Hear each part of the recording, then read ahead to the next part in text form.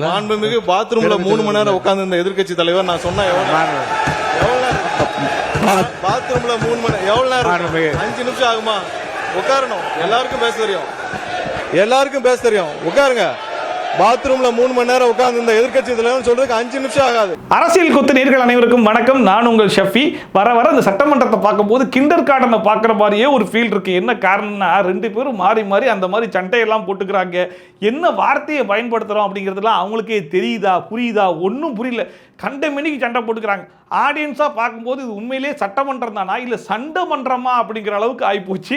அதுலேயும் குறிப்பாக இப்போ எதிர்க்கட்சி சைட்லேருந்து வைக்கக்கூடிய பயங்கரமான குற்றச்சாட்டு என்ன அப்படின்னு சொல்லி பார்த்தீங்கன்னா, இந்த லைவ் முன்னாடிலாம் பார்த்தீங்கன்னா இந்த சட்டமன்றத்தெலாம் யாராச்சும் பார்த்துருப்பாங்களா, என்ன ஏது என்ன பேசிப்பாங்க, சட்டமன்றத்தில் உண்மையிலேயே என்ன டிஸ்கஸ் பண்ணிப்பாங்க, இந்த பட்ஜெட்டு எதை பற்றியும் தெரியாது. ஆனால் தாவேக அரசு வந்ததுக்கு அப்புறமா நிறைய பேர் இதை பற்றி தெரிஞ்சுக்க ஆரம்பிச்சிட்டாங்க. சட்டமன்றத்திலாம் லைவில் உட்காந்து பார்க்க ஆரம்பிச்சிட்டாங்க. ஏன்னா மற்ற எதுவுமே இப்போ இன்ட்ரெஸ்டிங்காக இல்லை, இந்த பாலிடிக்ஸ் தான் இருக்கிறதுலே பயங்கர இன்ட்ரெஸ்டிங்காக இருக்குது. அதுலேயும் குறிப்பாக சட்டமன்றத்தெலாம் பார்க்கும்போது அவ்வளோ ஜாலியாக இருக்குது, அவ்வளோ இன்ட்ரெஸ்டிங்காக போயிட்டுருக்குல்ல. ஸோ மக்கள் அவ்வளோ தூரம் பார்க்க வச்சதே முதல் வெற்றி தாவேக அரசுக்கு. அது இவங்களால் பொறுத்துக்க முடியல. இப்போ என்ன ஆகி போச்சு அப்படின்னு சொல்லி பார்த்தீங்கன்னா, மக்கள் எல்லாருமே இதை வந்து கூர்ந்து கவனிக்க ஆரம்பிச்சிட்டாங்க, எல்லாரும் பார்க்க ஆரம்பிச்சிட்டாங்க. இங்கே நடக்கிற விஷயத்தெல்லாம் அப்படி கட் பண்ணி சோசியல் மீடியாவில் போட ஆரம்பிச்சிட்டாங்க. அப்படின்னு உடனே அவங்க என்ன சொல்கிறாங்கன்னு சொல்லி பார்த்தீங்கன்னா, சட்டமன்றத்தில் வச்சு சில வார்த்தைகள்லாம் பயன்படுத்திடுறாங்க. அப்படி அந்த வார்த்தைகளை பயன்படுத்தினதுக்கப்புறம் அது வந்து தேவையில்லாத வார்த்தைகள் அப்படின்னு சொல்லிட்டு அவையிலேருந்து நீங்கள் நீக்கிடுறீங்க. ஓகே, இதை பத்திரிகையாளர்கள் எழுதாமல் நீக்கிடுறாங்க. ஓகே, ஆனால் லைவில் போகிறதுனால இதை உடனே கட் பண்ணி சோசியல் மீடியாவில் போட்டுடுறாங்க, ரீல்ஸாக போட்டுடுறாங்க, யூடியூப்பில் ஸ்ப்ரெட் பண்ண ஆரம்பிச்சிடுறாங்க. இதெல்லாம் எப்படி கட்டுப்படுத்துறது? அதனால் இதை பற்றி நீங்கள் கொஞ்சம் கவனத்துக்கு கொண்டு வரணும் அப்படிங்கிற மாதிரி ஒரு லெட்டர்லாம் கொடுத்துருக்காங்க போல இருக்கு. இது சம்மந்தமாக இதுக்கு முன்னாடி பார்த்தீங்கன்னா ஏவா வேலூர்கள் பேசியிருந்தாப்புல, நேரு அவர்கள்லாம் 2 தடவை பேசியிருந்தாப்புல. இப்போ எதிர்க்கட்சி தலைவர் இன்னைக்கு அந்த ரெக்வஸ்ட்டை சபாநாயகர்கிட்ட கொடுக்கவும் செஞ்சுட்டாப்புல. நீங்கள் அவை குறிப்பிலேருந்து நீக்கிடுறீங்க. ஆனால் இதெல்லாம் நேரடி தொலைக்காட்சியில் போகும்போது இதெல்லாம் வந்து யூடியூப் சேனல்லையும் சோஷியல் மீடியாலையும் ரீல்ஸாக கட் செய்யப்பட்டு அதிகமாக ஷேர் செய்யப்படுகிறது. அதன் பிறகு நீங்கள் இதில் நீக்குவதில் அர்த்தம் இல்லாமல் போய்விடுது. இதில் எனக்கு என்ன ஒரு விஷயம் புரியல அப்படின்னா, இதுக்கு முன்னாடி லைவ்ல சின்னதாக ஒரு டெக்னிக்கல் ஃபால்ட் வந்துருச்சு அப்படின்னு சொல்லிட்டு வெளியே போய் பயங்கரமாக இன்டர்வியூ கொடுத்தது யாருன்னு நினைக்கிறீங்க? இந்த எதிர்க்கட்சி தலைவர்கள் தான். அதுலேயும் வந்து அதிமுக அவர்கள் பேசும்போது சின்னதாக 1 மினிட் ஏதோ கட் ஆயிடுச்சு அப்படின்னு சொல்லிட்டு அதை கூட குற்றச்சாட்டாக எடுத்து வச்சாங்க. இல்லை அந்த 1 மினிட் கூட கட் ஆகலை, நாங்கள் போய் செக் பண்ணிட்டு வந்துட்டோம் அப்படின்னு சொல்லிட்டு சபாநாயகரே வந்து சொன்னாப்புல. அந்த அளவுக்கு லைவை கட் பண்ணால் ஏன் கட் பண்ணுறீங்க அப்படிங்கிற மாதிரி கேள்வி கேட்டதும் இவங்கள தான் இருக்காங்க. இப்போ எதுக்காக இவ்வளவு தூரம் லைவை எடுத்து டெலிகாஸ்ட் பண்றீங்க அப்படின்னு சொல்லி கேட்கறவங்களும் இவங்கள தான் இருக்காங்க. இவங்க சொல்லக்கூடிய விஷயங்கள் புரியுது, இவங்க செய்யக்கூடிய நியாயங்கள்லாம் புரியுது. பட் இருந்தாலும் அந்த ஒழுக்கத்தை யாருக்கிட்ட இருந்து கொண்டு வரணும் அப்படிங்கிற விஷயத்தை இவங்க புரிஞ்சிக்கவே மாட்டாங்க. நம்ம எதுக்கு ஆதாரம் இல்லாமல் பேசணும், போகிற போக்கில் கண்டதையும் பேசிட்டு போகணும், தகாத வார்த்தைகளை பயன்படுத்தணும், ஒரு மரபு இருக்குன்னு சொல்லிட்டு பேசுறது நீங்கள் தான், நாகரிகம்னு சொல்லிட்டு பேசுறது நீங்கள் தான். ஸோ இது எல்லாத்தையுமே நான் தாவேக அரசு திமுக அரசுன்னு சொல்ல, சட்டமன்ற உறுப்பினர்கள் எல்லாருமே ஒரு சட்டசபைக்கு போகிறாங்க, சட்டமன்றத்தில் வச்சு பேசுகிறாங்கன்ற போது ரொம்ப பொறுப்பாக பேசணுமா இல்லையா? அந்த பொறுப்பு இல்லாமல் கண்டமணிக்கு நாங்கள் எதை வேணாலும் பேசுவோம், அதான் சபாநாயகர் அவையிலேருந்து நீக்கிடுவார்ல அப்படிங்கிற மாதிரி விஷயத்தில் நீங்கள் ஏன் பேசுகிறீங்க? இப்போது லைவில் டெலிகாஸ்ட் ஆகுது, மக்கள்லாம் உட்காந்து பார்க்க ஆரம்பிச்சிட்டாங்க. முன்னாடி பார்க்கல, இப்போ பார்க்குறாங்க போது நீங்கள் தான் ரொம்ப கான்சியஸாக அதை கையாளணும். ஆனால் நாங்கள் கான்சியஸாக இருக்க மாட்டோம், நாங்கள் இப்படி தான் பேசுவோம், அதுக்கான ஆக்ஷனை மட்டும் நீங்கள் எடுக்கணும்னு சொன்னால் என்ன நியாயம் இருக்கு? நான் எதுவுமே தப்பா சொல்லல, பேச விடுங்க. எதிர்க்கட்சி தலைவர் இதில் வர பெருமை பேசிக்கிறதுல இவங்களை அடிச்சுக்கிறதுக்கு ஆளே கிடையாது அப்படிங்கிற மாதிரி சட்டமன்றத்தை முதல்ல லைவ்ல கொண்டு வந்தது யாரு? எங்க அரசு தான் அப்படிங்கிற மாதிரி அதை மட்டும் பெருமையாக பேசிக்கிறாங்க. அதுலேயும் குறிப்பாக அவங்க எதை மட்டும் டெலிகாஸ்ட் பண்ணாங்க அப்படின்னு சொல்லி பார்த்தீங்கன்னா, கேள்வி பதில் நேரம் இருக்கும் இல்லையா, அதை மட்டும் தான் டெலிகாஸ்ட் பண்ணியிருக்கோம் அப்படிங்கிற மாதிரி சொல்கிறாங்க. அதுக்கு கூட ராஜ்மோகன் சூப்பரான பதில் ஒன்று சொன்னாப்புல, அதாவது நமக்கு சாதகமாக டெலிகாஸ்ட் பண்ணிக்கிறாங்க பார்த்தீங்களா ஆளுங்கட்சி, அது வந்து சுயநலம், அது ஒரு டிரான்ஸ்பரண்டான கவர்மெண்ட்டே கிடையாது. ஆளுங்கட்சி என்ன பேசுகிறாங்கன்றதையும் மக்கள் பார்க்கட்டும், எதிர்கட்சி என்ன பேசுறாங்கன்றதையும் மக்கள் பார்க்கட்டும், யார் அடி வாங்குறாங்கன்றதையும் மக்கள் பார்க்கட்டும், யார் ஆதாரம் இல்லாமல் கண்டதையும் போகிற போக்கில் பேசிட்டு போகிறாங்க அப்படிங்கிறதையும் மக்கள் பார்க்கட்டும், யார் ஆதாரத்தோட பேசுகிறாங்க அப்படிங்கிறதையும் மக்கள் பார்க்கட்டும், யார் எந்திரிச்சு கத்தி கூச்சல் போட்டு அந்த சட்டமன்றத்துடைய அந்த மரபு மாண்பை வந்து வீணடிக்கிறார், நாசமாக்குறாங்க அப்படிங்கிறதையும் மக்கள் பார்க்கட்டும். எல்லாத்தையும் மக்கள் பார்த்து தெரிஞ்சுக்கிட்டோம் அப்படிங்கிறதுக்காக முழுசா எல்லாத்தையுமே லைவ் பண்றோம் பாத்தீங்களா, அதுதான் தாவேகா அரசு அப்படிங்கறத சொன்னது மட்டும் இல்லாம இன்னொரு ஷாக்கிங்கான இன்ஃபர்மேஷன் கொஞ்ச நாளைக்கு முன்னாடி தான் எனக்கே தெரிய வந்துச்சு அப்படின்னு சொல்லிட்டு கல்வித்துறை அமைச்சர் ராஜ்மோகன் ஒரு விஷயத்தை சொல்றாப்ல. அது என்னன்னு சொல்லி பாத்தீங்கன்னா, ஆல் இந்தியா ரேடியோ இந்த சட்டமன்றத்தை ஒளிபரப்பு பண்ணணும் அப்படிங்கிற மாதிரி கேட்கும்போது அவங்களுக்கே அந்த அப்ரூவலை கொடுக்கலையா. இந்த அரசு வந்ததுக்கு அப்புறமா தான் ஆல் இந்தியா ரேடியோக்கு அந்த அப்ரூவலே கொடுத்திருக்காங்க. மதிப்பிற்குரிய பேரவைத் தலைவர் சேம்பர்ல ஒரு முறை ஒரு முக்கியமான கேள்வி வந்தது. நாங்க அதை கேட்டு அதிர்ச்சி அடைஞ்சோம். என்னன்னா, கடந்த 2 ஆண்டு காலமாக இந்த நேரலைய அரசுக்கு சொந்தமான ஆல் இந்தியா ரேடியோலயே கொடுக்காம நிறுத்தி வைத்ததாகவும் நீங்க கொடுப்பீங்களான்னு மதிப்பிற்குரிய பேரவைத் தலைவர் கிட்ட நான் இருக்கும்போது கேட்டாங்க. இதை குறித்து கலந்து ஆலோசித்து தொலைக்காட்சி மட்டும் கிடையாது, வானொலியிலையும் நேரலை போட்டு குக்கிராமத்தில் இருக்கவங்கள கேட்கட்டும் முடிவெடுத்த சபாநாயகர் நீங்க. அண்ட் இப்பெல்லாம் எல்லாருமே உட்கார்ந்து சட்டசபையில் நடக்கிற விஷயத்தெல்லாம் பார்த்துட்டு தான் இருக்காங்க. அப்படிங்கிறதெல்லாம் தெரிஞ்சுமே எதிர்க்கட்சி தலைவர் ஒரு விஷயத்தை சொல்றாப்ல. அவர் என்ன சொல்றாரு அப்படின்னு சொல்லி பாத்தீங்கன்னா, தாவேகா அரசு ஒரு புதிய வரலாறையே படைச்சிட்டாங்க. அது என்னன்னு சொல்லி கேட்டீங்கன்னா, எதிர்க்கட்சியை விட ஆளுங்கட்சி பேசுற விஷயத்தை தான் சபாநாயகர் அவையிலிருந்து அதிகமாக நீக்கிறாராம். அந்த வரலாறை படைச்சதுக்காக நான் வாழ்த்துக்கள் தெரிவிக்கிறேன் அப்படிங்கிற மாதிரி பேசியிருந்தாப்புல. அதை கேட்கும்போது சிரிக்கிறதா அழுவுறதானே தெரில. ஏன்னா நிறைய இடங்கள்ல ஆதாரம் இல்லாமல் பொத்தாம்பொதுவா ரீல்ஸில் வருது, வாட்ஸ்அப்பில் வருது, டைம்ஸ் ஆஃப் இந்தியாவில் வருதுன்னு எதையோ எடுத்து பேசி மொக்க வாங்கினது மட்டும் இல்லாமல் இவங்க பேசக்கூடிய பல விஷயங்களை, ஏன் எதிர்க்கட்சி தலைவர் ஒரு 4 வரி பேசினார்னா அதுலேருந்தே எத்தனை விஷயங்களை அவைத்தலைவர் நீக்குவார் அப்படிங்கிறத நம்ம நேரடியாக பார்த்துட்டு தான் இருக்கோம். இதெல்லாம் தெரிஞ்சுக்கிட்டு எதிர்க்கட்சி மேலே இப்படிப்பட்ட ஒரு குற்றச்சாட்டை பாராட்டு முறையில் கொடுக்குறாராம். இதுல வேற உதயநிதி ஸ்டாலின் சொல்றாப்ல, நம்ம ஒரு கேள்வி ஒன்று கேட்டோம்னீங்களே, அந்த கேள்விக்கு அவங்க சொல்ற பதில் நம்மளையே ஆச்சரியப்படுற மாதிரி அசர வைக்கிற மாதிரி இருக்கும் அப்படின்னு சொல்லிட்டு அதை யாரு சொல்றதுன்னு ஒரு விவசாய வேணாமன்ற மாதிரி தான் இருந்துச்சு. ஏன்னா இவங்க தான் ஆதவர்ஜனாவை சும்மா இருந்தாப்புல அவர் பிடிச்சி சொரஞ்சி விடுறேன்னு லாட்ரின்னு கமெண்ட் அடிச்சிட்டு இருந்தாங்க. சரி லாட்ரிங்கிறீங்கல்ல, லாட்ரி நடத்தணும்னு 900 கோடி உங்க அப்பா தானே வாங்கினாரு, ஏன் வாங்கினாருன்னு சொல்லுங்க, தைரியம் இருந்தா சொல்லுங்கன்னு சொல்லி கேட்டா அதுக்கு உங்க மாமனார் தானே கொடுத்தாரு, ஏன் கொடுத்தாருன்னு போய் கேட்டுக்கோங்க அப்படின்னு ஒரு பதில். இந்த பதிலெல்லாம் இவரு சொல்லிட்டு அவங்க சொல்ற பதில் ஆச்சரியப்படுற மாதிரி அசர வைக்கிற மாதிரி இருக்குமா? மாண்புமிகு உறுப்பினர் லாட்டரிங்கிறாங்க. திரு உதயநிதி அவர்கள் சொல்லணும், ஏன் 900 கோடி ரூபாய் லாட்டரி நிறுவனம் வாங்கினாங்க திமுக பதில் சொல்லட்டும். பதில் சொல்லுங்க. அது கொடுத்தது அவருடைய மாமனார் தான். அவருடைய மாமனார்ட்ட கேட்டு அந்த விளக்கத்தை அவர் பெற்றுக்கொள்ள வேண்டும்.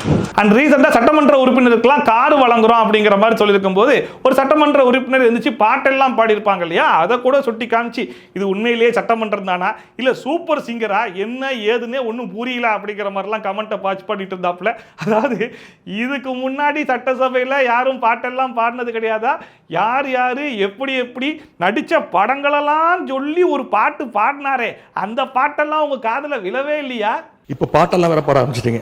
எங்களுக்கே சில நேரம் சட்டமன்றத்துக்கு வந்திருக்கமா இல்ல சூப்பர் சிங்கர் நிகழ்ச்சிக்கு வந்திருக்கமா அப்படின்னு சந்தேகப்படுற அளவுக்கு இங்க பாட்டு நிகழ்ச்சிகள்லாம் நடந்து கொண்டிருக்கிறது. ஆசை பணம் துட்டு மணி போடுவண்டா மேடையில் காலம் மேல 100 ஆண்டு காலம் வாழ்க, நோய் நொடி இல்லாமல் வளர்க.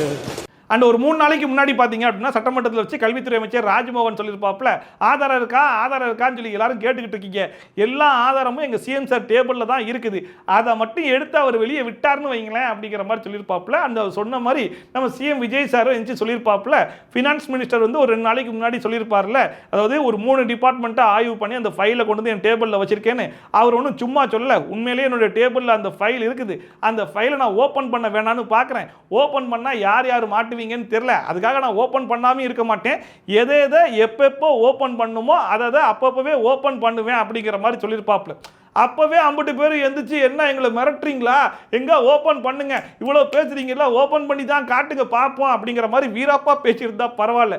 அன்னைக்கு எதிர்க்கட்சி தலைவர் லீவ் போட்டார் போல இருக்கு. 2 நாள் கழிச்சு இன்னைக்கு தான் ப்ரிப்பேர் பண்ணிட்டு இன்னைக்கு கேட்கிறாப்புல, ஏதோ 2 நாளைக்கு முன்னாடி பெருசா பேசினார் போல இருக்கு, ஃபைலெல்லாம் ஓபன் பண்ணிடுவேன்னு. ஓபன் பண்ணுங்க, எதுக்கு 3 மாசமா இதுதானே சொல்லிட்டு இருக்கீங்க? இந்த உருட்டல் மிரட்டலுக்கு பயப்படுற ஆட்கள்லாம் நாங்க கிடையாது. நீங்க அந்த ஃபைலை ஓபன் பண்ணுங்க, அதுல யாரு என்ன தப்பு பண்ணாலும் ஆக்ஷன் எடுங்க, அதுக்கெல்லாம் பயப்படுற ஆள் நாங்க கிடையாது அப்படிங்கிற மாதிரி பேசியிருந்தாப்புல. நல்ல பதில் தான், பட் இருந்தாலும் அதை சொல்றதுக்கே 2 நாள் தேவைப்படுச்சா? அந்த ஃபைல்ஸை நாங்கள் கேட்டுக்கொள்வது தயவு செய்து அவர் தொடர்ந்து பார்க்க வேண்டும், அது மீது அவர் ஆக்ஷன் எடுக்க வேண்டும். எதற்காக பயப்படுறீங்க, எதற்காக காலம் தாழ்த்துறீங்க, இதையே 3 மாசமா சொல்லிட்டு இருக்கிறீங்க. ஜோசியக்கார சொன்னாதான் அந்த ஃபைல் திறந்து பார்ப்பீங்களா, நல்ல நேரம் அதை பார்த்துட்டு இருக்கீங்களா? அண்ட் இதில் வர நக்கல் நையாண்டிலாம் பண்ணுறேன் அப்படிங்கிற பேரில் எதிர்க்கட்சி தலைவர் உதயநிதி ஸ்டாலின் ஒருவேளை ஜோசியக்காரர் நேரமெல்லாம் குறிச்சு கொடுத்தாரு தான் அந்த ஃபைலை ஓப்பன் பண்ணுவாரோ உங்கள் சிஎம் சார் அப்படிங்கிற மாதிரிலாம் கேட்டிருந்தாப்புல. அதுக்கு ஆதவர்ஜனாவும் ஒரு பதில் சொல்லிட்டாப்புல. இல்லை 2 நாளைக்கு முன்னாடி எங்கள் சிஎம் சார் பேசுனதை பற்றி நீங்கள் பேசிட்டீங்க, அதே 2 நாளைக்கு முன்னாடி நீங்களும் பேசுனீங்க இல்லையா, எங்கள் தலைவர் மிஸ்ஸாவே பார்த்தவர் அப்படின்னு சொல்லிட்டு. அப்படி மிஸ்ஸாவே பார்த்த கட்சியை தான் எங்கள் சிஎம் சார் ஒன்றும் இல்லாமல் ஆக்கி உட்கார வச்சிருக்காரு அப்படிங்கிற மாதிரி அங்கேயும் லைட்டாக கலாய்ச்சி விட்டாப்புல. நீங்க மிசாவே பார்த்த இயக்கம் தான், ஆனால் மிசாவே பார்த்த திமுக இயக்கத்தை தனி பெரும் கட்சியாக எங்களோட தலைவர் வெற்றி பெற்று இந்த தேர்தலில் தாவேக்கான என்னன்னு காமிச்சிருக்கோம். அதனால எங்களுக்கு எந்த பயமும் கிடையாது. ஆனா அதுல வர எதுக்கு பயப்படுறீங்க அப்படிங்கிற மாதிரிலாம் கேட்டுட்டு இருக்கீங்க. எங்களுக்குலாம் எந்த விதமான பயமும் கிடையாது. குறிப்பா நான் ஆல்ரெடி சொன்ன மாதிரி தான் வெள்ளை அறிக்கை கூடிய விரைவில் வெளியிடுவேன். நெடுஞ்சாலைத்துறை சார்பா, பொதுப்பணித்துறை சார்பா சிஎம் சார் கிட்ட எல்லா ஃபைல்ஸும் போகும். அதுக்கான ஆக்ஷனை எடுப்பேன் அப்படிங்கிறது தான் எங்க சிஎம் சார் சொன்னாரு. எங்களுக்கு எந்த விதமான பயமும் கிடையாது அப்படிங்கிறதையும் பதிவு பண்ணிட்டாரு. முக்கியமாக நெடுஞ்சாலைத்துறையிலும் சரி, முக்கியமாக பொதுப்பணித்துறை வெள்ளை அறிக்கையை வெளியிட்டு முதலமைச்சருடைய அலுவலகத்தில் அந்த ஃபைல் இருக்கு. கண்டிப்பாக ஆதாரத்துடன் சட்டப்படியான நடவடிக்கை எடுக்கப்படுங்கிறதா முதலமைச்சர் சொல்ல வந்தது. அந்த குறிப்பா எதிர்க்கட்சி தலைவர் மட்டும் எஞ்சி நின்று பேசிட்டார் அப்படின்னா ஆளுங்கட்சியில் இருக்கிற 50 பேருக்கும் அவ்வளோ குஷியாயிருது. ஏன்னா மாறி மாறி 50 பேரும் போட்டு அந்த அடி அடிக்கிறாங்க. இப்போ கூட பார்த்தீங்கன்னா சிடிஆர் நிர்மல்குமார் இன்ஸ்டாப்ல, அதாவது ஜோசியரை பற்றிலாம் பேசுகிறாப்புல, ஜோசியம் பார்த்து மஞ்சள் துண்டு போட்ட கதையெல்லாம் தமிழ்நாடு பார்க்கத்தானே செஞ்சிருக்கு அப்படிங்கிற மாதிரி அவர் ஒரு பக்கம் பயங்கரமா பேச ஆரம்பிச்சிட்டாப்ல. ஜோசியம்னு சொன்னாரு, ஜோசியம் பார்த்து மஞ்சள் துண்டு போட்டதெல்லாம் ஆல்ரெடி தமிழ்நாடு பார்த்துருச்சு. ஸோ இது வரைக்கும் எல்லா துறையிலையும் என்னென்ன ஆக்ஷன் எடுக்கணுமோ எல்லா ஆக்ஷனையும் நாங்கள் எடுத்துக்கிட்டு தான் இருக்கோம். இதுக்கப்புறமா அந்த ஆக்ஷனை எடுக்கத்தான் செய்வோம் அப்படிங்கிற மாதிரி சிடிஆர் நிர்மல்குமார் ஒரு பக்கம் சொல்லிட்டாப்ல. இன்னொரு பக்கம் பார்த்தீங்கன்னா மறுபடியும் நம்ம எதிர்க்கட்சி தலைவர் எந்திரிச்சு முதல்ல பார்த்தீங்க அப்படின்னா அந்த கேள்வி நேரத்தை டெலிகாஸ்ட் பண்ணதே நாங்கள் தான். ஆனால் இப்போ இந்த கேள்வி நேரத்தை எடுத்துக்கிற இடத்துல கூட இல்லையே இந்த ஆளுங்கட்சி அப்படிங்கிற மாதிரி ஒரு குற்றச்சாட்டு எடுத்து வச்சாப்ல. இந்த குற்றச்சாட்டை சபாநாயகரே அக்செப்ட் பண்ணிக்க மாட்டேன் அப்படிங்கிற மாதிரி சொல்லிட்டாப்ல. இவ்வளோ எஃபோர்ட் போட்டு டெய்லியும் அவ்வளோ கேள்வி நேரத்தில் வந்து நம்ம கேட்டுக்கிட்டு இருக்கோம், அதுக்கான நேரத்தை ஒதுக்கிட்டு இருக்கோம், நீங்கள் என்ன இப்படி பேசுறீங்க அப்படின்னு சொல்லிட்டு. அண்ட் அது மட்டும் இல்லாமல் இதுக்கு முன்னாடி பார்த்தீங்க அப்படின்னா அந்த 3 ஃபைலை ஓப்பன் பண்ண வைங்க பார்ப்போம், பயம் என்ன பயம், ஓப்பன் பண்ணுங்க அப்படிங்கிற மாதிரி சேலஞ்செலாம் விட்டுட்டு இருந்தார்ல. அப்படிப்பட்ட சேலஞ்செலாம் நீங்கள் கூட வேண்டிய அவசியம் கிடையாது. அவருடைய டேபிள்ல ஆய்வுக்கு இருக்கு. அவர் ஆய்வு பண்ணிட்டு எப்போ ஆக்ஷன் எடுக்கணுமோ கண்டிப்பாக அவர் ஆக்ஷன் எடுப்பார் அப்படிங்கிற மாதிரி சொன்னதுக்கு கூட நான் ஒன்றும் சேலஞ்சு விடல, நான் ஓப்பன் சேலஞ்சு விடுறேன்றாப்ல. இது சேலஞ்சு விடல, ஓப்பன் சேலஞ்சா? என்ன சேலஞ்சுன்னு சொல்லி கேட்டால் பயப்படாமல் அந்த ஃபைல்ஸ் எல்லாம் ஓப்பன் பண்ணி யார் மேலே என்ன ஆக்ஷன் எடுக்கணுமோ எடுக்க சொல்லுங்க அப்படிங்கிற மாதிரி சும்மா இருக்கிறவங்கள இவரே உசுப்பேத்தி விட்டுட்டு இருக்காப்ல. அண்ட் டிஎம்கே சைட்லேருந்து யாராச்சும் ஒருத்தவங்க பேசுகிறாங்க அப்படின்னா டிவிகே சைடில் அது என்னன்னு லிசன் பண்ணுவாங்க. ஆனால் அதுவே டிவிகே சைட்லேருந்து அதுக்கு பதில் சொல்லலாம் அப்படின்னு சொல்லிட்டு யாராச்சும் ஒருத்தவங்க எந்திரிச்சாங்கன்னா டிஎம்கே சைட்லேருந்து எல்லாரும் எந்திரிச்சு கத்துறது என்ன, ஒருத்தர்லாம் பின்னாட்டிருந்து குடுன்னு ஓடி வந்துடுறாங்க. ராஜ்மோகன் ரொம்ப ஓப்பனாகவே சொல்லிட்டாப்புல, கேமரா டீம் நீங்கள் எங்களை மட்டும் காட்டாதீங்க, ஆப்போசிட் சைடில் யார் என்னென்ன கமெண்ட்டை பாஸ் பண்ணுறா, என்னென்ன ஆக்ஷனை காட்டுறாங்க, யார் எங்கெங்கிருந்து ஓடி வராங்க, அது எல்லாத்தையும் காமிச்சு விடுங்க அப்படிங்கிற மாதிரி சொன்ன உடனே கேமரா டீமும் படாருன்னு காமிக்கிறாங்க. அதுக்கப்புறம் சபாநாயகர் போய் உட்காருங்கன்னு சொன்ன உடனே முன்னாடி நின்ற பல பேர் பின்னாடி வரைக்கும் போய் உட்கார்றாங்க. ஸோ பின்னாடி இருந்து எந்திரிச்சு வந்து கத்திக்கிட்டு இருந்திருக்காங்க.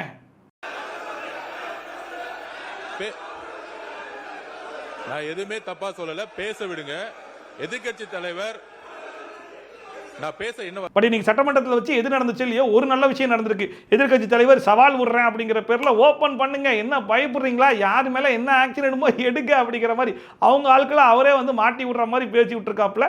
அண்ட் அன்னைக்கு சிஎம் சார் பேசும்போதும் எனக்கும் தோணுச்சு, ஃபைல் என் டேபிளில் இருக்கு, என்ன ஓப்பன் பண்ண வச்சிடாதீங்க, எப்போ ஓப்பன் பண்ணணும் தெரியும், அப்போ ஓப்பன் பண்ணுவேன் அப்படிங்கிற மாதிரி சொன்னாப்புல. சீக்கிரம் அந்த ஃபைலை ஓப்பன் பண்ணுங்க, அந்த ஃபைலில் யார் என்னென்ன ஊழல்லாம் பண்ணியிருக்கா, யார் சுரண்டி எடுத்திருக்கா, யார் எங்கெங்க எவ்வளோ பார்ட்டி ஃபண்டு வாங்கியிருக்காங்க, இது எல்லாத்தையும் எடுத்து வெளியே விட்டீங்கன்னா மக்கள் புரிஞ்சுப்பாங்கல்ல.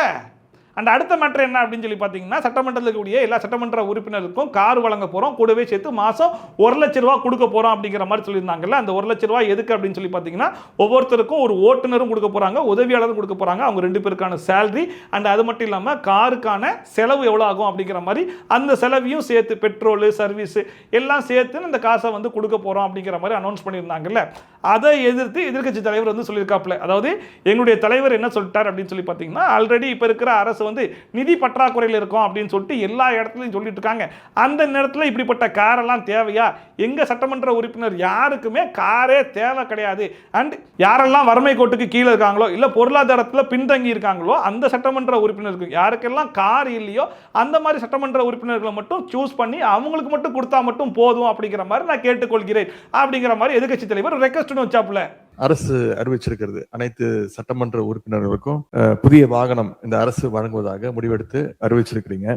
ஏற்கனவே தமிழ்நாடு அரசு கடும் நிதி நெருக்கடி இருப்பதாக மாண்புமிகு முதலமைச்சர் அவர்களே கூறி வருவதால் எங்களுடைய கழக தலைவர் மாண்புமிகு முன்னாள் முதலமைச்சர் திரு முத்துவேல் கருணாநிதி ஸ்டாலின் அவர்களின் அறிவுறுத்தலின் பேரில் திராவிட முன்னேற்ற கழகத்தைச் சேர்ந்த 59 சட்டமன்ற உறுப்பினர்கள் இவ்வாகனங்களை பெறுவதில்லை என்று முடிவெடுத்துள்ளோம். இதுல மொத்தமா 2 விஷயம் இருக்குங்க. அதுல ஒண்ணு என்னன்னா, இவங்க வைக்கிறது ஒரு நியாயமான கோரிக்கை தான். அதாவது ஆல்ரெடி கார் இருக்குது, நல்லா வசதியா இருக்காங்க, அவங்களுக்கு எதுக்கு மறுபடியும் காரு அப்படிங்கிற ஒரு கேள்வி.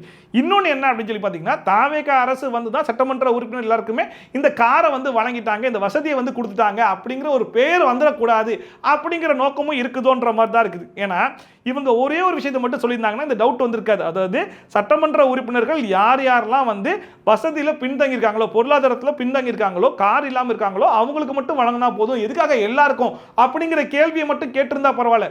ஆனால் நீங்கள் வழங்கக்கூடிய காரு திமுக கட்சியை சார்ந்த எந்த சட்டமன்ற உறுப்பினருக்கும் வேணாம் அப்படிங்கிறத நாங்கள் தெரிவிச்சுக்கிறோம் அப்படிங்கிற மாதிரி சொல்லிட்டு அதுக்கப்புறம் இந்த கோரிக்கையை வைக்கிறாங்க பார்த்தீங்களா, அப்போதான் இந்த டவுட்டே வருது. இதுக்கு ஆதவர்ஜனா என்ன சொன்னார் அப்படின்னு சொல்லி பார்த்தீங்கன்னா, ஆல்ரெடி கார் இருந்தாலுமே அன்னைக்கே ஒரு சட்டமன்ற உறுப்பினர் சொன்னார், இந்த அரசு வழங்கக்கூடிய காரில் போகும்போது ஒரு தனி கெத்து இருக்குன்னு சொன்னார் இல்லையா, அதுக்காக இந்த கார் வந்து நாங்கள் வழங்குறோம். அது மட்டும் இல்லாமல் இதுக்கு முன்னாடி வந்து இந்த எலெக்ஷன் அப்போ நாங்கள் பிரச்சாரத்துக்கு போயிருக்கும் போது ஒவ்வொருத்தரும் சொன்னது நாங்கள் எம்எல்ஏக்களை பார்த்ததே கிடையாது, எம்எல்ஏ வந்து ஓட்டு கேட்கும்போது வந்தார்ல அதுக்கப்புறம் நாங்கள்லாம் பார்த்ததே கிடையாது, யார் எம்எல்ஏனே எங்களுக்கு தெரியாது அப்படிங்கிற மாதிரி சொன்னாங்க. என்ன காரணம்னா எம்எல்ஏ கிட்ட ஒரு கார் வசதி இல்லை அப்படிங்கிற பட்சத்தில் அவங்க வந்து எல்லாரையும் போய் பார்க்க முடியல, நடந்து போய் எல்லாரையும் பார்க்க முடியும். ஸோ அப்படிப்பட்ட எம்எல்ஏக்களுக்கு கார் கொடுக்கும்போது அந்த கார் மூலியமா போய் எல்லாத்தையும் பார்த்துப்பாங்கல்ல. இந்த அமைச்சர்களுக்குன்னு சொல்லி இப்போ எடுத்துக்கிட்டீங்க அப்படின்னா அவங்களுக்கு வீடு வழங்குறாங்க அண்ட் கார் வழங்குறாங்க அண்ட் அது மட்டும் இல்லாமல் 4 உதவியாளர்கள் வழங்குறாங்க. ஆனால் ஒரு சட்டமன்ற உறுப்பினருக்கு என்ன கொடுக்குறோம், எதுவுமே கொடுக்கறது இல்லை. ஸோ அவங்களுக்கான வசதியும் செஞ்சு கொடுக்கணும் அப்படிங்கிற மாதிரி நாங்கள் நினைக்கும் போது என்ன தப்பு இருக்கு அப்படிங்கிற கேள்வியும் கேட்டுட்டு அண்ட் கூடவே பார்த்தீங்க அப்படின்னா இப்போ வந்து எதிர்க்கட்சி தலைவர் இவ்வளோ கேள்வி எல்லாம் கேட்குறாப்புல, ஆனால் அவர் அரசு வழங்கக்கூடிய பங்களால நான் வாழ்ந்துக்கிறேன் அப்படிங்கிற மாதிரி என்கிட்ட தான் வந்து கோரிக்கையை கொடுத்தாப்புல. ஏற்கனவே அவர்கிட்ட 2-3 வீடு இருக்கு, அந்த வீட்டிலே தங்கிக்கலாம்ல. ஸோ அரசு வழங்கக்கூடிய அந்த விஷயத்தை நானும் யூஸ் பண்ணணும் அப்படிங்கிற மாதிரி அவர் பயன்படுத்தும் போது இந்த மாதிரி வசதியை சட்டமன்ற உறுப்பினருக்கு செஞ்சு கொடுக்கும் போது என்ன தவறு அப்படிங்கிற கேள்வியும் சேர்த்து கேட்டாப்புல. மாண்புமிகு எதிர்க்கட்சி தலைவர்கிட்ட 2-3 வீடு இருக்கு, ஆனா அரசு பங்களால இருக்கிறாருல்ல, அவர் லெட்டர் என்கிட்ட தான் கொடுத்தாரு, பொதுப்பணித்துறை அமைச்சரா என்கிட்ட தான் கொடுத்தாரு, எனக்கு அரசு துறையுடைய பங்களா வேணும்னு கொடுத்தாரு. உடனே நம்ம கேட்க முடியுமா, மாண்புமிகு எதிர்க்கட்சி தலைவருக்கு 2-3 பங்களா இருக்கு, அதனால அரசு துறை பங்களா வந்து கொடுக்க மாட்டோம்னு சொல்ல முடியுமா? அந்த அதுலயுமே ஒரு அடி அடிப்போம் அப்படிங்கிற மாதிரி 10,000 ரூபாய் தான் அக்கௌண்ட்ல இருக்கு அப்படின்னு சொல்லிட்டு ரேஞ்ச் ரோவர் கார்லலாம் சில பேர் போறாங்க அப்படிங்கிற மாதிரி சொன்னாப்புல. அவரை யாரு சொல்றாரு அப்படிங்கிறது எனக்கு சரியா புரியாம இருந்தாலும் பார்க்கிறோம் உங்களுக்கெல்லாம் சரியா புரிஞ்சிருக்கும் போலயே. நீங்க உங்களுடைய தேர்தல் பத்திரத்துல கார் இல்லன்னு சொல்லலாம், வீடு இல்லன்னு சொல்லலாம், 10,000 ரூபாய் பணம் இருக்குன்னு சொல்லலாம். அந்த ஆதவர்ஜனா கேட்ட கேள்விக்கு நேரு அவர்கள் பதில் சொல்றேன் அப்படின்னு சொல்லிட்டு அவர் என்ன சொல்றாருன்னு சொல்லி பாத்தீங்கன்னா, எதிர்க்கட்சி தலைவர் உதயநிதி ஸ்டாலின் வந்து ஒரு அமைச்சர் அந்தஸ்துல இருக்காப்புல, கவர்மெண்ட் கொடுக்குறாங்க, அதை அவர் பயன்படுத்துறாரு, இதுல என்ன தப்பு இருக்கு அப்படிங்கிற மாதிரி கேட்டுட்டு கூடவே ஏன் தாவேகா சேர்ந்த அமைச்சருக்கு கூட தான் சொந்த வீடே இருந்தாலும் அரசு வந்து வாடகை கட்டுது, அந்த வாடகை காசை வேணான்னு சொல்ல வேண்டியதானே அப்படிங்கிற மாதிரி கேள்வி கேட்டிருக்காப்புல. என்னமோ அவங்க கொடுக்கறத வேணான்னு சொல்ற மாதிரி கவர்மெண்ட் கொடுக்கறத நீங்க தான் வேணான்னு சொல்றீங்க.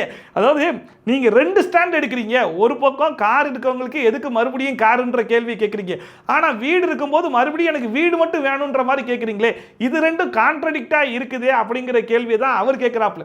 ஆனா இவர் அதை அப்படியே பரட்டி போட்டு இவர் என்ன சொல்றாப்புல, நீங்க எதுக்கு வாங்குறீங்க, நீங்க மட்டும் வேணாம்னு சொல்ல வேண்டியதுன்னு சொல்லிட்டு இவர் சொல்ல வேண்டிய பதில அவர்கிட்ட கேட்டுட்டு இருக்காரு.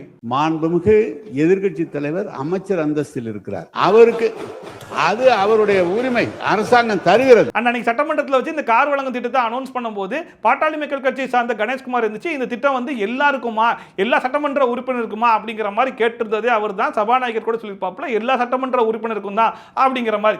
ஆனா இன்னைக்கு பாத்தீங்க அப்படின்னா டீம்ல போய் டிஸ்கஸ் பண்ணிருப்பாங்க போல இருக்கு, அவங்க வந்து வேற மாதிரி சொல்லிட்டாங்க போல இருக்கு. ஸோ அவருடைய ஸ்டாண்டுமே வந்து மாத்திட்டாப்ல. என்ன சொல்றாருன்னு சொல்லி பார்த்தீங்கன்னா, ஆல்ரெடி கார் இருக்கவங்களுக்கு தேவையில்லை, பொருளாதாரத்தில் பின்தங்கி இருப்பாங்கல்ல அவங்களுக்கு மட்டும் கொடுங்க, எங்க கட்சியில கூட 2 பேர் இருக்காங்க, அவங்களுக்கு மட்டும் கொடுத்தாலே கரெக்டா இருக்குமே அப்படிங்கிற மாதிரி அவங்களுமே வந்து சொன்னாங்க. ஸோ பாட்டாளி மக்கள் கட்சியிலிருந்துமே எங்களுக்கு கார் வேணாம், யார் யாருக்கெல்லாம் பொருளாதாரமா பின்தங்கி இருக்காங்களோ அவங்களுக்கு மட்டும் கொடுங்க அப்படிங்கிற மாதிரி கேட்டாங்க. ஆக்சுவலாக அவங்க சொல்றது எல்லாமே நியாயமான கேள்வி தான். ஸோ அதுக்குமே ஆதவர்ஜனா என்ன சொன்னாருன்னு சொல்லி பார்த்தீங்கன்னா, இது ஒரு திட்டம், இந்த திட்டத்தை பொதுவாக அனௌன்ஸ் பண்ணியிருக்கோம், யார் யாருக்கெல்லாம் வேணுமோ அவங்க மட்டும் அப்ளை பண்ணுங்க, அவங்களுக்கு மட்டும் கொடுத்துட்டு போறோம் அப்படிங்கிற மாதிரி சொல்லிட்டாப்ல.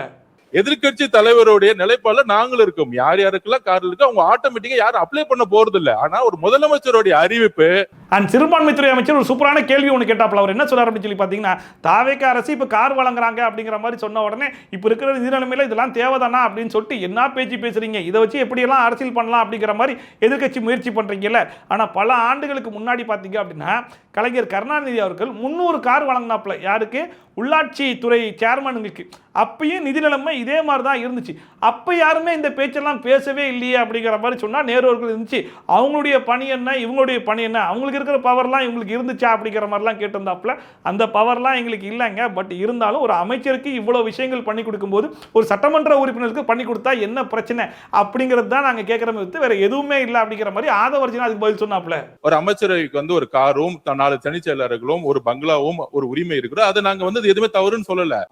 அந்த இடத்துல தான் மக்களை சந்திக்க முடியும். தனிப்பட்ட வீடோட ஒரு பங்களா கொடுக்கிறது மக்கள் ஒரு நாளைக்கு 500 பேர் 1000 பேர் வரும்போது நம்ம மக்களை சந்திக்கிறோம். அதே மாதிரி சட்டமன்ற உறுப்பினர்களுக்கும் கடமையும் பொறுப்பும் இருக்கிறது. அதுக்குதான் நாங்க பதிவு பண்றோம். இது ஆடம்பரம் அல்ல. அண்ட் மின்சாரத்துறை அமைச்சர் சி.டி.ஆர். நிர்மல்குமார் பேசும்போது பாத்தீங்க அப்படின்னா செந்தில் பாலாஜி சொல்லும்போது ஒரு வார்த்தை சொல்லி பேசுறாப்புல. அதுக்கு பாத்தீங்க அப்படின்னா நாங்க பதில் சொல்றோம் அப்படின்னு சொல்லிட்டு உதயநிதி ஸ்டாலின் ஒரு பதில் சொல்றாப்புல. அதுக்கு பாத்தீங்கன்னா மறுபடியும் சி.டி.ஆர். நிர்மல்குமார் இன்னொரு பதில் ஒன்று சொல்றாப்புல. இந்த மாதிரி வார்த்தைகள் எல்லாம் பயன்படுத்துறாங்க பாத்தீங்களா, அதெல்லாம் வந்துட்டு அவங்களுடைய மரியாதையை அவங்களே கெடுத்துக்கிறாங்களோ அப்படிங்கிற மாதிரி தான் இருக்குது. சட்டசபைக்குன்னு ஒரு மரபு இருக்கு, அதுக்குன்னு ஒரு மாண்பு இருக்கு அப்படின்னு அவங்க தான் பேசிக்கிறாங்க. பட் இந்த மாதிரி வார்த்தை பிரயோகங்கள்லாம் இருக்கு இல்லையா, இதெல்லாம் நீங்க வெளியே போய் மேடையில் பேசிக்கோங்க, பிரஸ் மீட்ல பேசிக்கோங்க, யாரும் கேட்க போறது இல்லை. பட் சட்டமன்றத்துக்குன்னு ஒரு விஷயம் இருக்கு இல்லையா, அதை தயவு செஞ்சு வேற யாரும் மதிக்க வேணாம். சட்டமன்ற உறுப்பினராக கூடிய நீங்க மதிக்கணும். அதை நீங்க முதல்ல ஃபாலோ பண்ணா நல்லா இருக்கும் அப்படிங்கிற மாதிரி இந்த கட்சி அந்த கட்சின்னு இல்லை, எல்லாருக்கும் சொல்ற மாதிரி தான் இருக்கு. மாண்புமிகு பாத்ரூம்ல 3 மணி நேரம் உட்கார்ந்து இருந்த எதிர்க்கட்சி தலைவர் நான் சொன்னா பாத்ரூம்ல 3 மணி எவ்வளவு நேரம்? 5 நிமிஷம் ஆகுமா? உட்காரணும். எல்லாருக்கும் பேச தெரியும். உட்காருங்க. பாத்ரூம்ல 3 மணி நேரம் உட்கார்ந்து இந்த எதிர்க்கட்சி தலைவர் சொல்றதுக்கு 5 நிமிஷம் ஆகாது. அண்ட் எம்டிசி உடைய டெண்டர் கொடுத்து ஒரு அவதூறு ஒன்று பரப்பிட்டு இருக்காங்க. அது என்ன அப்படின்னு சொல்லி பார்த்தீங்கன்னா, தாவேக அரசு என்ன பண்ணிட்டாங்கன்னா தமிழ்நாட்டு மக்களுக்கு கொடுக்க வேண்டிய அந்த வேலை வாய்ப்பை கொண்டு போய் வடமாநில இருக்கக்கூடிய அவங்களுக்கு வந்து கொடுத்துட்டாங்க அப்படிங்கிற மாதிரி சொல்றாங்க. என்ன விஷயம் அப்படின்னு சொல்லி பார்த்தீங்கன்னா 2026 ஜனவரி மாதம் இந்த எம்டிசிக்கான டெண்டரை யார் விட்டுருக்கான்னு சொல்லி பார்த்தீங்கன்னா திமுக அரசு தான்.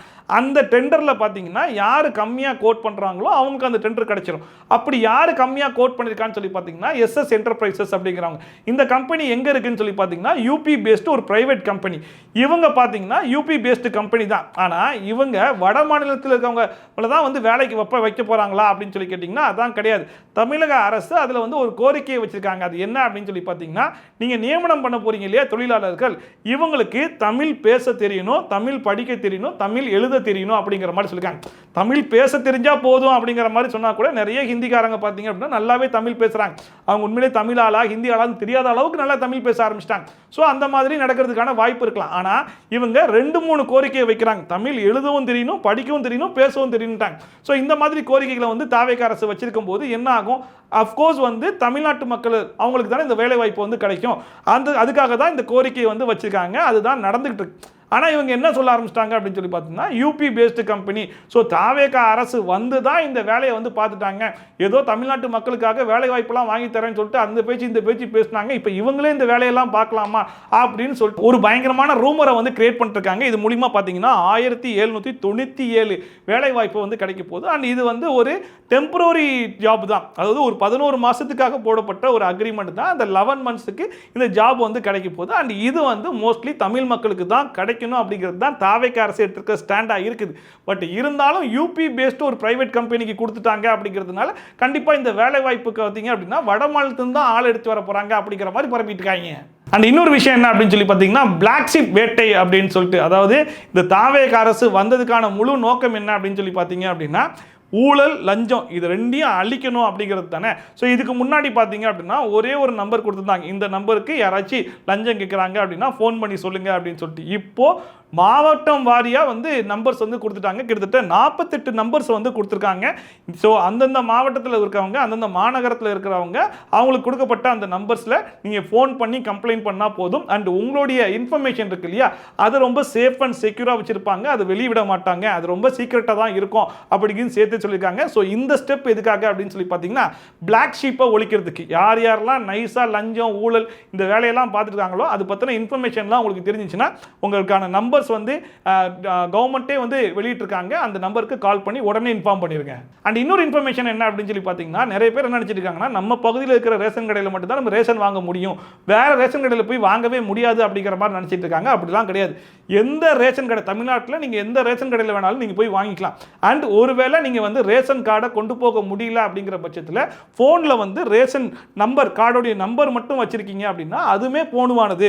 அந்த ரேஷன் கார்டோடைய நம்பரை சொல்லிட்டு ஃபிங்கர் பிரிண்ட் வச்சு நீங்க வந்து யூஸ் பண்ணிக்கலாம் அப்படிங்கிற மாதிரி சொல்லியிருக்காங்க. அண்ட் இன்னொரு சட்டமன்ற உறுப்பினர் பார்த்தீங்க அப்படின்னா ஒரு ரெக்வெஸ்ட் ஒன்று வச்சிருந்தாப்புல, நிறைய வயசானவங்க எல்லாம் பார்த்தீங்க அப்படின்னா ஃபிங்கர் பிரிண்ட்டை யூஸ் பண்ண முடியல, ஸோ அதுக்கு ஏதாச்சும் ஒரு மாற்று வழி கொண்டு வாங்க அப்படிங்கிற மாதிரி கேட்டிருந்தாங்க. அண்ட் ரேஷன் கடையில் பார்த்தீங்க அப்படின்னா அங்கேயுமே நிறைய ஊழல்லாம் நடக்கத்தானே செய்யுது. இந்த அரிசியெல்லாம் எடுத்து வித்துறாங்க, பிளாக்ல நிறைய விஷயங்கள்லாம் பண்றாங்க அப்படிங்கிற மாதிரி நிறைய கம்ப்ளைண்ட்ஸ்லாம் வருது இல்லை. ஸோ இதெல்லாத்தையும் தடுக்கிறதுக்கு ஒரு சிசிடிவி வந்து பொருத்தணும் அப்படிங்கிற மாதிரி ரெக்வெஸ்ட்டையும் வச்சிருக்காங்க. ஸோ இதெல்லாம் ஒரு நியாயமான ரெக்வெஸ்ட் தான். ஸோ இது எல்லாத்தையுமே கவர்மெண்ட் வந்து கொஞ்சம் கேட்டு அதுக்கான ஆக்ஷன் எடுத்தாங்க அப்படின்னா உண்மையிலே நல்லா இருக்கும்னு நினைக்கிறேன். ரேஷன் கடைகளில் ரேஷன் பொருள் வாங்குறதுக்கு அந்த கடைக்கு தான் போகணும் கட்டாயம் இல்லை. இங்கெல்லாம் கிடைக்கும், அந்த கடையில் போய் வாங்கலாம். ஸோ அதான் மோஸ்ட்லி எல்லாத்தையுமே கவர் பண்ணிட்டேன்னு நினைக்கிறேன். ஏதாச்சும் மிஸ் பண்ணியிருந்தேன் அப்படின்னா மறக்காம கமெண்ட் செக்ஷனில் சொல்லுங்க. அண்ட் இதுக்கு முன்னாடி பார்த்தீங்க அப்படின்னா நைட்டே வந்து நம்ம டெலிகாஸ்ட் பண்ணிட்டு இருந்தோம். பட் ஆனால் இப்போ பார்த்தீங்க அப்படின்னா கொஞ்சம் நம்ம வந்து உடனே பேசி உடனே எடிட் பண்ணி உடனே வந்து அவசரமாக வந்து ரிலீஸ் பண்ணும்போது நிறைய விஷயத்தை வந்து மிஸ் பண்ணிடுறோம். ஸோ அதனால தான் இதுக்கப்புறம் பார்த்தீங்க அப்படின்னா டெய்லி மார்னிங் நம்ம வீடியோ வந்து வந்துடும். ஸோ மறக்காம எல்லாருமே கொஞ்சம் சப்போர்ட் பண்ணுங்க. அண்ட் நிறைய பேர் இன்னும் சப்ஸ்கிரைப் பண்ணாமல் வீடியோ பார்த்துட்டு இருக்கீங்க. ஸோ யாரெல்லாம் சப்ஸ்கிரைப் பண்ணாமல் பார்க்குறீங்களோ மறக்காம ஒரு சப்ஸ்கிரைப் பண்ணிருங்க. அண்ட் இந்த வீடியோ உங்களுக்கு உண்மையிலேயே பிடிச்சிருந்தா மறக்காம ஒரு லைக்கையும் போட்டு சப்போர்ட் பண்ணிருங்க. ஓகேவா? ஸோ மீண்டும் ஒரு நல்ல வீடியோவில் மறுபடியும் ஒரு நல்ல சந்தர்ப்பத்தில் உங்களுக்கு சந்திக்கிறேன். Bye from Shafi, Tata, bye bye, and take care. Tadakku, tadakku, tadakku, tadakku, tadakku, tadakku, tadakku, tadakku, tadakku, tadakku, tadakku, tadakku, tadakku.